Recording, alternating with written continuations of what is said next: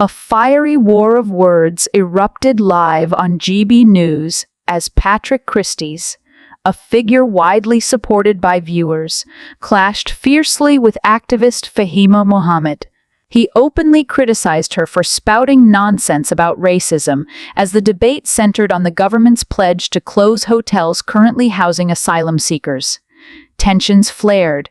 The atmosphere grew extremely heated, and it all played out in front of millions of television viewers.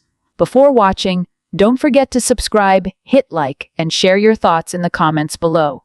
Mindset is, if it's illegal, it's illegal. It's very easy to say sitting here in a nice cozy place when you have people that are suffering, that have issues, and of course, but the laws do allow them to come in. The laws do this. I'm sorry, these are laws. And there's no legal way. Do you believe we don't have a right to protect our borders? Is that absolutely we have to? That's what I'm saying. It's the government and not the migrants. If they have a situation, what is the cap on how many migrants should be allowed? Hold on. You're missing a point. Well, we don't even know at the moment what's happening. Hold on. You're missing the point. These are illegal migrants. That's the first thing. They are illegal. Well, if you want to go by the law, it's irregular. You've said your piece. This is illegal migrants we're talking about, many of which have paid a lot of money to come here, many of which who are not seeking asylum. If we were talking about asylum seekers, different conversation. Okay, it's funny how you know everything about them. Are you honestly telling me that if, I don't know exactly where you live, but if I live in Richmond, the house next to you or flat next to you, whatever it is, was sold, and then someone bought it, maybe the government, and turned it into a 5-bedroom HMO and put a load of new arrivals in there, and then outside on your street or at your local park there were tents full of people who just arrived in this country, that wouldn't bother you? Do you know what? If people are being criminal and they're doing activities that are criminal, that would bother me more. You cannot just criminalize everyone just because they look different from you or they speak a different language and you have a perception and assumption which just, brushes everyone in the same sort of way, just from a few reasons. That is just dehumanizing everyone. I tell you why it wouldn't bother me, because it's a matter of scale. If you bring in a certain amount of immigrants that we can deal with, give them places to live, get them work, get them their children through school, absolutely fine. Where the problem lies is when you bring in so many that you can't administer your country. That's government problem. What about the other poor people who were born here? Well, this is it. We need to work with them too. Fundamentally, I'll put this here. Fundamentally, I personally feel that people who are British, i.e. born here, who have chosen to live somewhere, a particular part of the country, of their own free will, who've worked hard, paid their taxes and abided by the law, do have a right to be concerned about whether or not local properties in the area they've chosen to live in, because they like that area, are going to end up accommodating, say, like 5 different Somali families or something like that. I think they've got a right to be worried about that. Why should it matter where they come from, who's living next to you? We are in a society that it shouldn't matter unless, of course, they're doing something illegal and wrong. Why are you picking on certain groups and making it a problem because they're like that? So you don't. I'm not making it a problem. Yes, you are. I'm saying that that's I what think gives people the if you the let me riots explain are myself, and I happening. happily will. I think that people have a right to want to protect the culture and the identity of where they currently live. Culture now, so that's going to become law. What does that mean, anyways? We are all different. We all have differences. We're sitting here and we're all 3 different. Absolutely. So what are you talking about?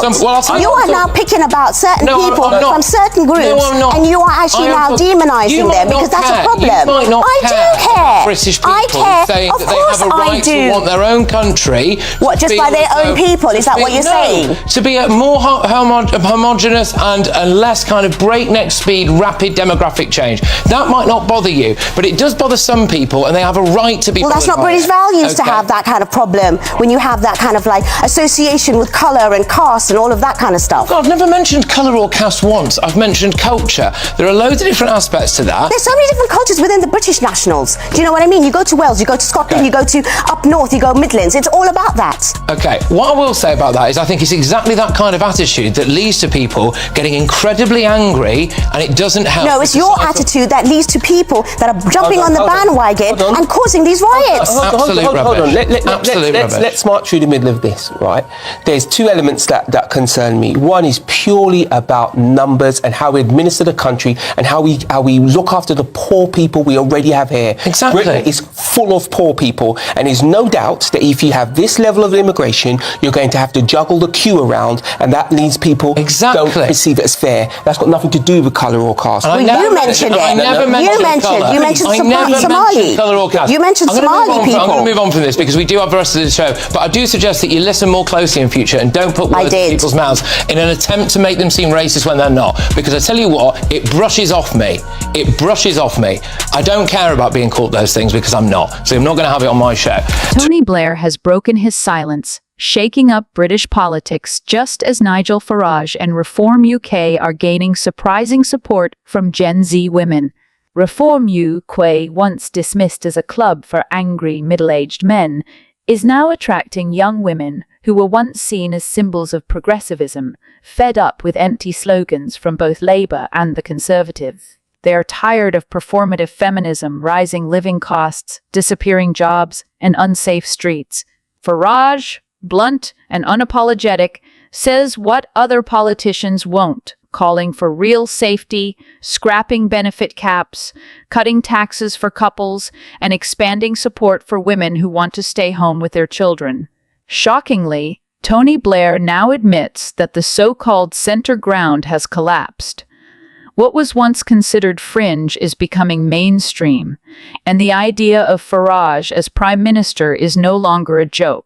Reform UK now has its first female MP, who says women don't need pity, but a system that respects ability and truly keeps them safe, not empty slogans. This week, Britain was also rocked by the revelation that the nation is spending billions each year to house, feed, and fund tens of thousands of asylum seekers and illegal immigrants, many with no legal right to stay. Meanwhile, British veterans are on the streets, the elderly are skipping meals, and families are forced to choose between heating and dinner. To make it worse, a portion of this taxpayer money is being sent abroad. King Charles could not stay silent, demanding urgent meetings with ministers and advisers, pushing for transparency and accountability. This has infuriated Labour leader Keir Starmer, who believes the monarchy should remain symbolic and avoid political involvement. Blair may have lit the fuse, but it is Farage who has struck the match, signaling the dawn of a new chapter as the British people begin to rise against a system that has lied to them for too long. The coming battle will not be about spreadsheets or tired slogans, but about the fury of ordinary people against an out-of-touch political class in a Britain entering its next chapter.